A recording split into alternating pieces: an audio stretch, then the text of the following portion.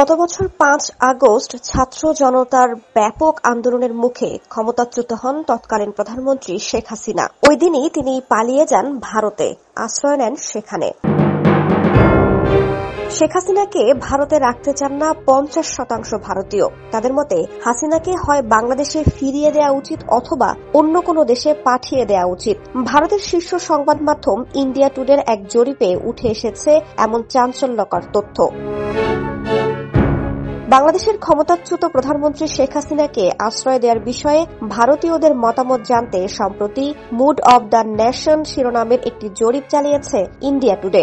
জরিপের ফলাফলে দেখা যায় ৫০% ভারতীয় শেখ হাসিনার ভারতে অবস্থান করা নিয়ে বিরোধিতা করছেন। এছাড়া ২১.১% ভারতীয় মনে করেন বাংলাদেশের বর্তমান সরকারের সঙ্গে সুসম্পর্ক বজায় রাখতে হাসিনাকে বাংলাদেশে ফেরত পাঠানো উচিত। ভারতের উত্তর পূর্বাঞ্চলের ৫৫% মানুষও একই মত পোষণ করেন।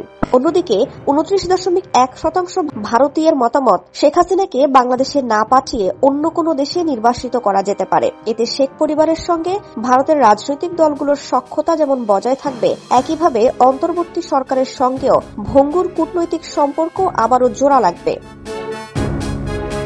বিচার বহির্ভূত হত্যা, নির্বিচার গুলি, গ্রেফতার, হত্যা, গুম, নির্যাতন, অর্থ পাচার সহ গুরুতর মানবাধিকার লঙ্ঘনের অভিযোগ উঠেছে শেখ হাসিনা, তার সরকার ও পরিবারের সদস্যদের বিরুদ্ধে। সরকারি ও বেসরকারি হিসাব অনুযায়ী গত বছর জুলাই-আগস্টে দমন পীড়নে প্রায় ১৪০০ মানুষ নিহত হয়েছেন, যাদের মধ্যে ১২ থেকে ১৩% ছিল শিশু। আহত হয়েছেন হাজারো মানুষ, আর ১১,৭০০-র বেশি মানুষকে গ্রেফতার করেছে আইন শৃঙ্খলা বাহিনী।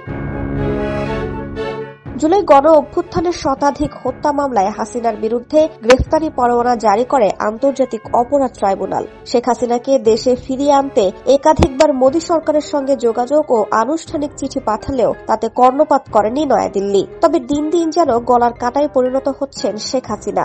ভারতকে গিলতেও পারছে না, আবার উগরে দিতেও পারছে না। ইন্ডিয়া টুডের জরিপই প্রমাণ করছে শেখ হাসিনা প্রশ্নে ভারতীয় জনমতের বিভক্তি। শেখ হাসিনাকে কতদিনই বা আশ্রয় দেওয়া হবে কিংবা তার বিষয়ে কি চূড়ান্ত সিদ্ধান্ত নেবে মোদী সরকার, সেটি এখন দেখার বিষয়।